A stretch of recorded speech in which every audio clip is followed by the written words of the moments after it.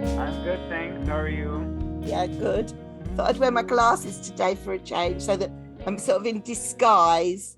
So I'm very studious and sensible because this episode is a very, very kind of, I think it's a very Saturn kind of vibe to this podcast about, being kind of like having a structure to your readings. And it's called Uh-huh.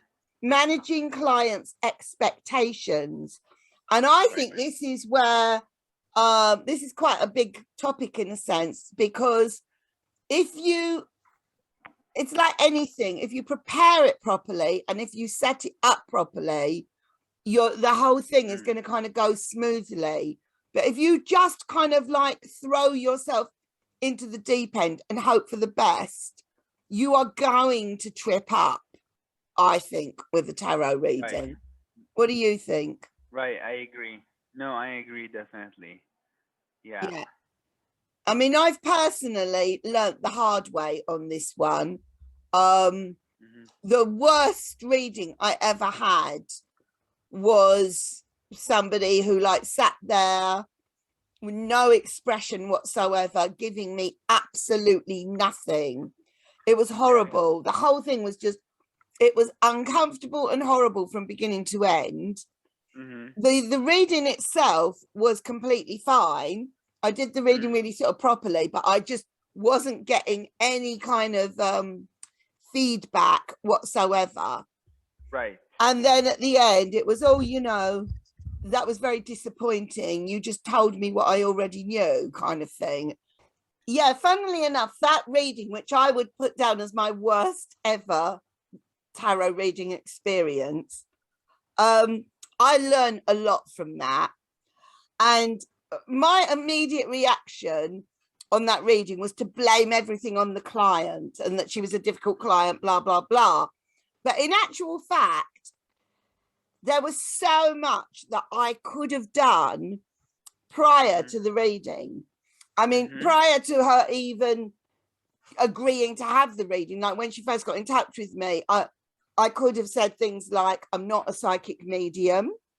I will involve you in the reading. Come with a question or a situation, and you will get a lot more value for money out of the reading. That sort of thing. When you arrive, Hmm. there's going to be a consultation where I kind of like find out what it is that you need to know about at this Yeah. session. Um, Oh, yeah. and I will be very open with you.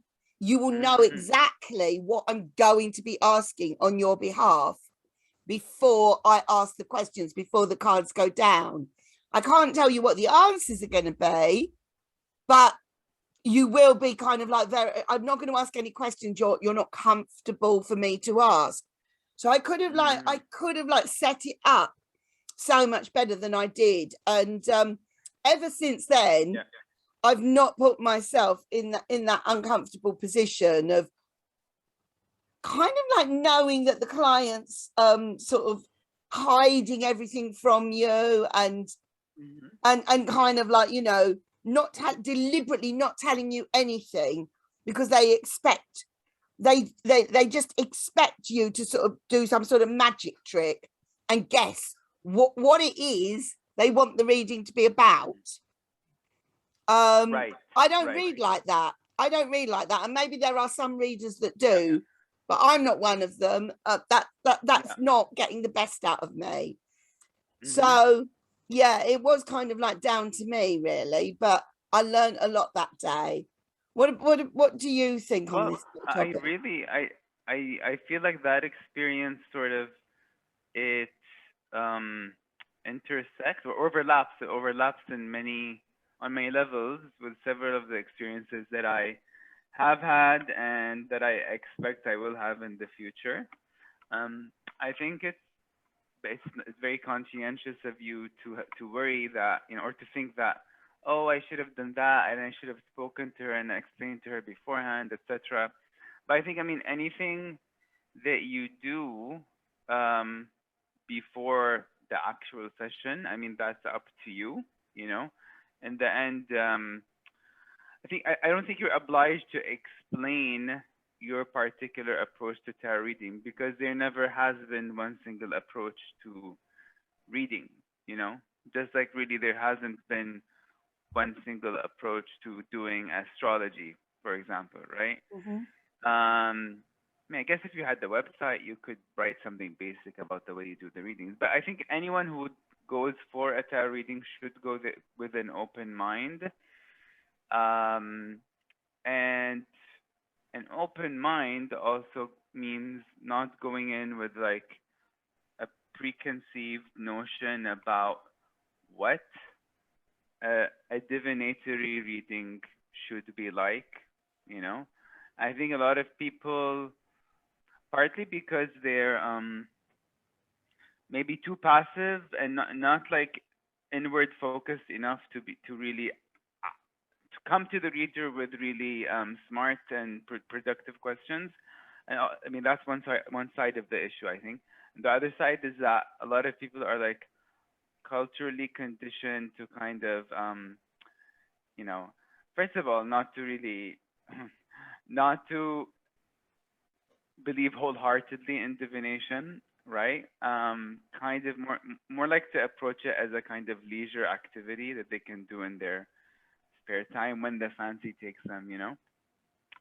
And then secondly, related to that, to kind of think of it in a very simplified way, like, oh, it can tell me anything that I am interested to know and what will definitely happen as if the future is set in stone, you know, and it's just waiting, you know, that there are so many like blank pages in their story that need to be almost written out for them by the reader, you know. I feel like there's just like such such a skewed way of not only of understanding what in my view, and I think in your view constitutes a proper tarot reading, but also it's a skewed understanding of what the future is, you know, because it kind of assumes that the future is, you know, a collection of scenarios. They're set in stone, more like, you know, and they just something that happened to you, and you're a passive kind of object of that experience, you know. Um, Whereas I think it's few. I mean, compared to the events, let's say the outcomes in which you do have some part at least to play, right? Those in which you don't, I think, are less in number. You know, Mm. those that which are totally like not negotiable, they're less in number. You know, so it's a struggle. Like I find with clients, like especially I mean, if they haven't had tarot readings before, or if they're used, yeah, if they're used to kind of, I mean, there are other, to be fair, there are like, now that I'm thinking about it, there are other types of divination. Like I'm thinking now of coffee cups because they're very popular in my part of the world, like, you Oh, know, okay. the quote unquote Middle East, you know, where they look at the, you know, the traces left by well, yeah, the trace left by the coffee dregs, you know, after you drink it, right? And turn the cup around, right?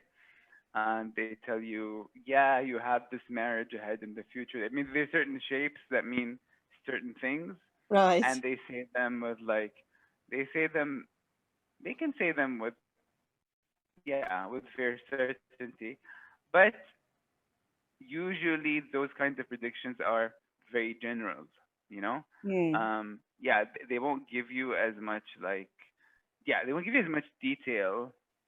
They definitely won't give you as much detail as a tarot reading can. And you'll find that they cover, you know, a certain range of like repeated topics. You know, it'll be like marriage, Yeah. for example, or like maybe friendship, or like maybe travel. Whereas with the tarot, I feel like you can really enter, you can really ask it everything, Oh, anything and everything, absolutely. literally. It's Exactly. like Yeah. everything, you know. And it's Yeah. like so when you're dealing with everything, then as the client, you need to bring in a few things, a few things that actually can help the reader um, to have enough context to use, have enough context, for the cards, right? Which are, let's say, the vocabulary of the tarot, or like the alphabet, for the cards to make sense, Yeah. I right? mean, going back to what you said Actually be before, saying, yeah. yeah, about the clients sort of coming in with kind of like, intelligent, well thought through questions. I don't expect the client to ever to come to the reading and they've got absolutely the questions all kind of like written down, beautifully kind of structured questions. That's our job, to kind of construct the questions in the right way. Right. That's how I Yeah. see it. However, I do kind of encourage the clients to say, what would you like me to focus on in this reading? And sometimes they'll say, well, my marriage and my career. And I go, that's fine. So if I know at the offset what they want covering, I know I need to allow time for both of those topics. My immediate reaction, if they did say those two things, would be, well, is your marriage and your career connected in any way? Like, do you run a business with your husband or whatever? In which case, the reading would be one joined reading, but it might be that they are two completely separate things.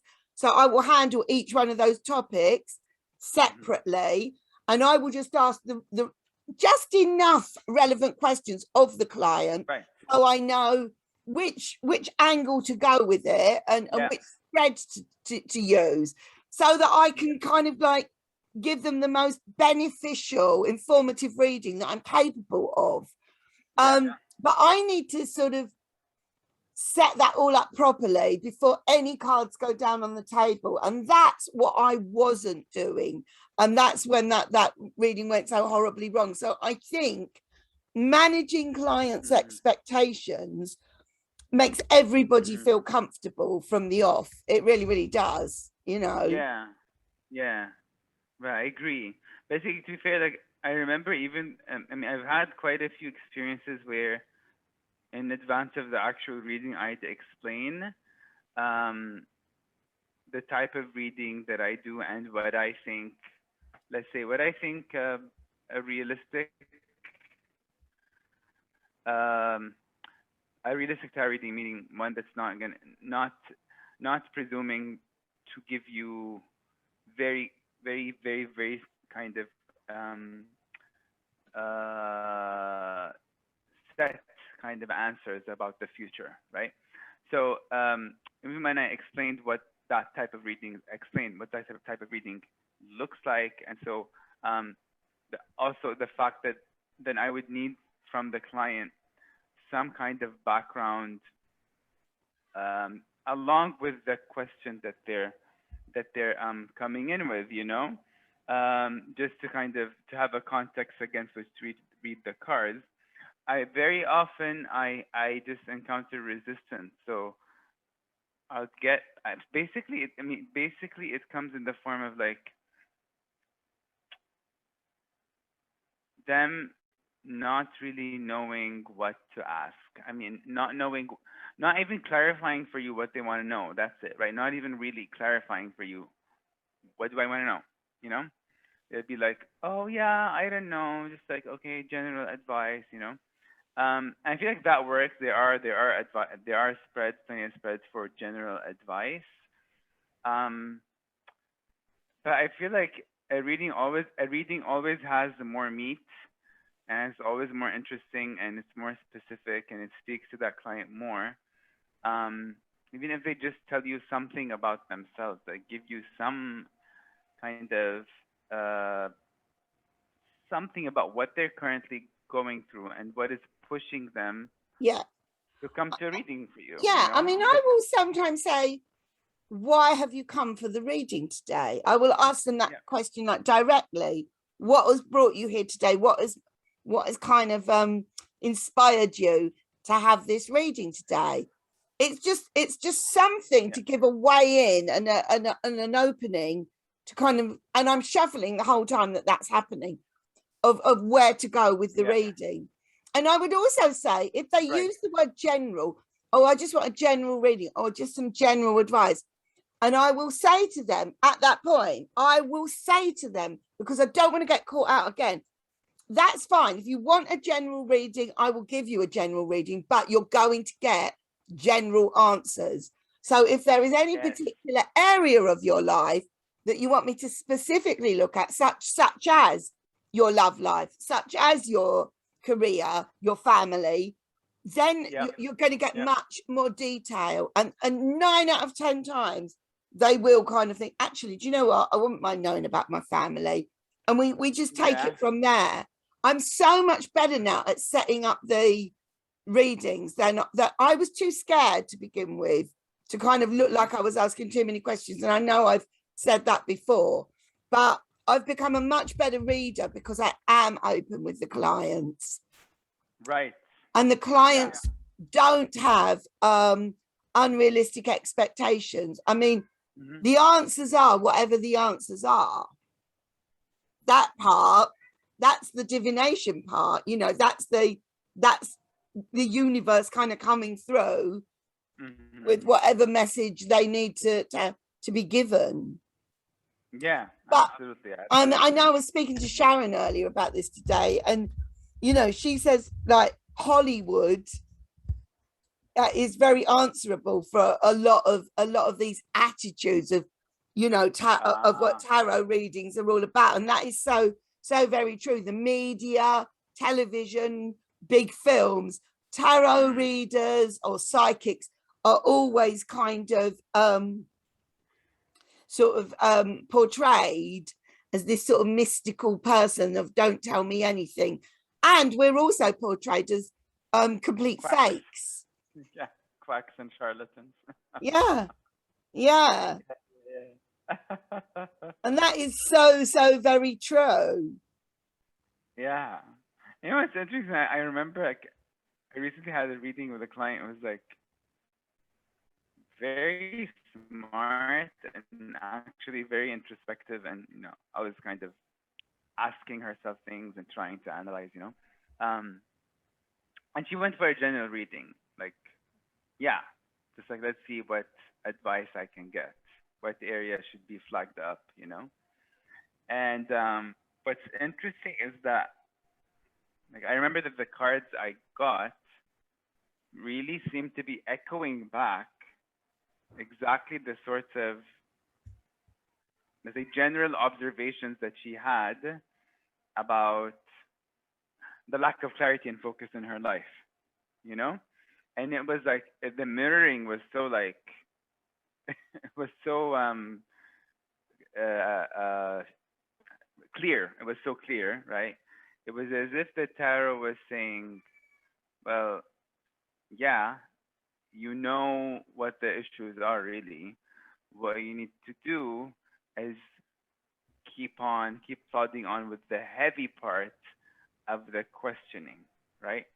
Um, the part that involves more like the emotional part of self-discovery rather than like constant rational self-analysis, you know?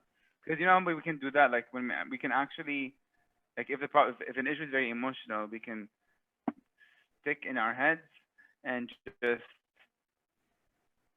analyze it in a very rational way that actually encourages to keep detaching from it emotionally and not really experiencing the issue and then having that cathartic moment where it gets processed and then just transformed. Um, so I feel like, yeah, even if you're like, you can be like a really smart person, but then also have your own motivations to avoid coming with let's say, yeah, with a clear question. You know what I'm saying? Like you can be really good at kind of analyzing yourself, you know, um, whatever like stage a stage of life you're going through, but there could be something very specific that you maybe some part of yourself knows that you should be asking about, but another part of yourself is trying to kind of shove aside and avoid, you know. Yeah. Um, so it's yeah, it's challenging, I would say, to kind of like to mm, to go to a tarot reading with for serious issues. That's what I'm getting at. To go to it for serious issues, because going to a tarot reading for a serious issue, I think requires mm, being vulnerable enough, being ready to be vulnerable enough, like with the reader, and just like exposing to them, those parts of your life or yourself, that you're more comfortable Yeah. keeping hidden. You know what I'm saying? I mean, that's Um, another thing. I mean, we do need to sort of like, assure them that their reading is yeah, confidential, right. so there is that sort of Absolutely. part to it. And a lot of Absolutely. people, I mean, people do come for tarot readings for all different reasons. Sometimes they do want comfort.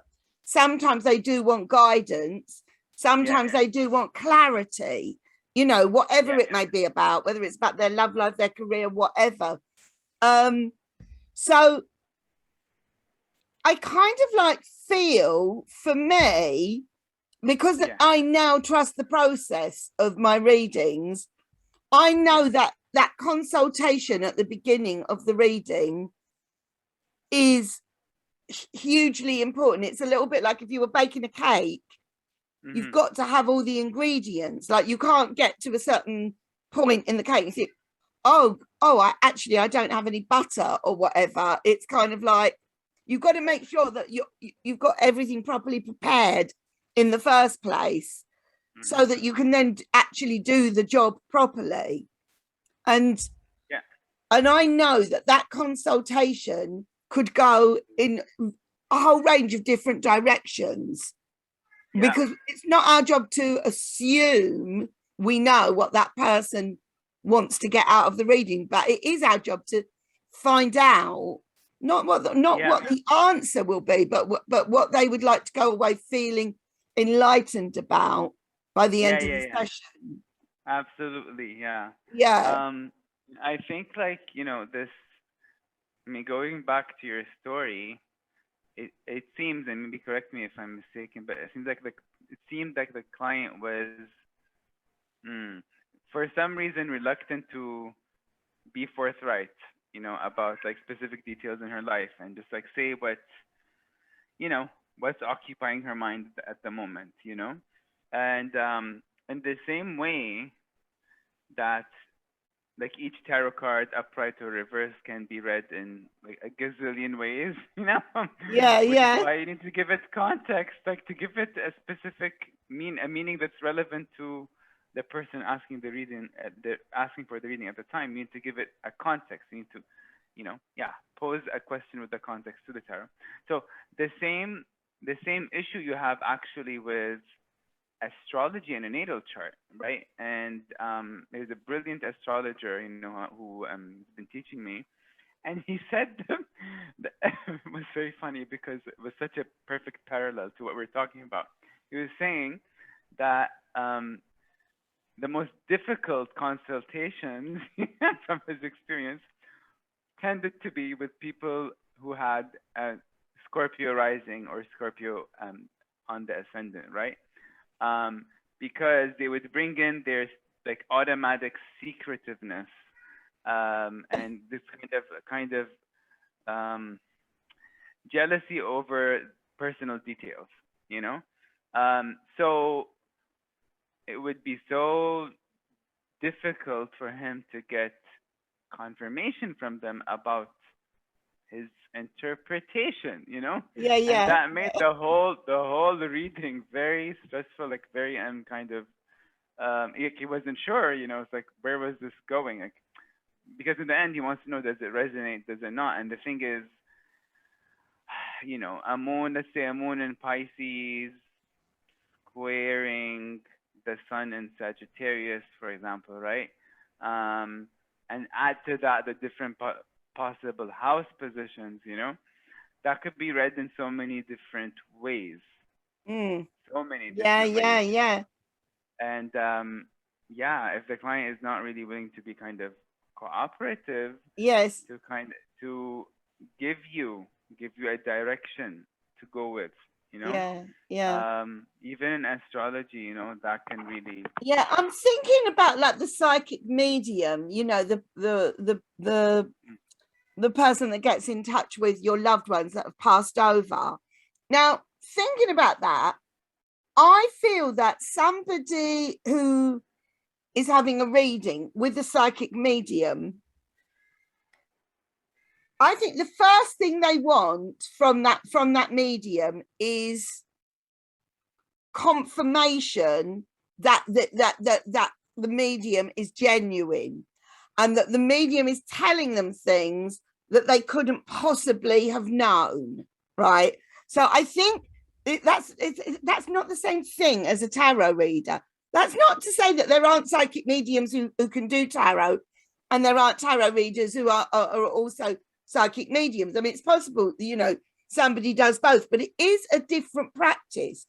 Because if Right. I was going to a psychic medium, it'd be very easy for the medium to say, oh, you know, your great grandmother has come through, darling, or whatever. And it's like, Yeah. if on the other hand they said, oh, I can see a woman and she's got a book in her hands. Oh, I don't know, Romeo and Juliet or something. Is it your great grandmother? And say I knew my great grandmother was a great Shakespeare lover, I might think that's a bit, that's going towards specific. And once they start to give you a specific detail that they could have possibly have known, then you would start to trust the messages that are coming through. But first of all, they've got to convince you that they are in touch with that particular loved one. That's a whole different job to what we are doing as tarot readers and astrologers. Yeah, I just feel, I don't know if people come to us expecting us to do that. And that's not what we do. You know, we read tarot cards. And like you quite rightly said, tarot cards can literally answer anything. Absolutely anything. You will get far more detail. No disrespect to psychic mediums that I know, brilliant psychic mediums who give huge amounts of accuracy and comfort, you know, and I think that's what people want. They want to know their loved one is still kind of like, you know, there and around and all that sort of thing. But we will get volumes of detail about any topic that somebody wants guidance on, that wants clarity on, that you know, all of that sort of thing. It's a wonderful tool. And if you're paying for a tarot reading and you help us to be able to do it properly, you'll really get your money's worth, like 10 times over. Like beyond belief, the amount of information that we'll be able to get you, and that we will feel very confident about, because everything ties up. But to be just guessing what the reading's about in the first place, I just don't think that's fair on us or the client. So managing the client's expectation in the first place is absolutely kind of crucial. Yeah, no, it's a very good point. I mean, it's just like in the end, if you think about it, even as a client, like it really, I mean, I wouldn't say it's a waste of your money, but just like you would definitely get more bang for the buck, you know, if you go to a reader with a specific kind of topic in mind, or at least a direction, like a specific, you know, direction, you know. Yeah, rather than be like, oh, just tell me whatever I need to know, or like tell me if I'll get married. But it's like, that's such a, like, what does that mean, if I will get married? Like that could be dependent on 100 different factors, you know. So yeah, so yeah, very very complex topic, but unavoidable. Yeah. Yes. No, it's very very interesting. And like as I say, when you first learn the tarot, you learn the card meanings, then you learn sort of like different tarot spreads. But really, I think one of the most valuable lessons, I mean, and we certainly do sort of cover this when we teach the tarot, is how to set up your consultation in the first place, so that you have satisfied clients, and clients who sort of like feel that you've really done a thorough professional job that's been unique to them and their situation, whatever that may be. And if it is guidance, that's fine. But even then, I would kind of make sure that they didn't have any, I can add into that guidance, like little parts of that guidance can sort of relate to maybe their relationship or their career if they want, we can kind of, we can adapt what we do to make it personal. And that's giving, I think, the right sort of tarot reading that feels very authentic. Yeah. I agree. Yeah. Absolutely. Yeah. So, yes, well, that was very interesting. Yeah. Very, very interesting. So, yeah, thank you, Khalid. And we will see you all next time. Please like and subscribe. I mean, if you are interested in having a reading, we all do readings. The other thing that I was going to say is, if you want to learn how to do the tarot, we have courses that we do. We also do private tuition. So yeah, let us know if we can help you in any way. And if you do go to tarot readers who say, don't tell me anything, be very interesting to know what your experience was with that. Yes, actually, yes. Please do share. Yeah, definitely. Right, okay. Thanks a lot. See you the next time. Bye for now. Yeah. Bye. Take care. Thank you for engaging with us. Please like, subscribe and share.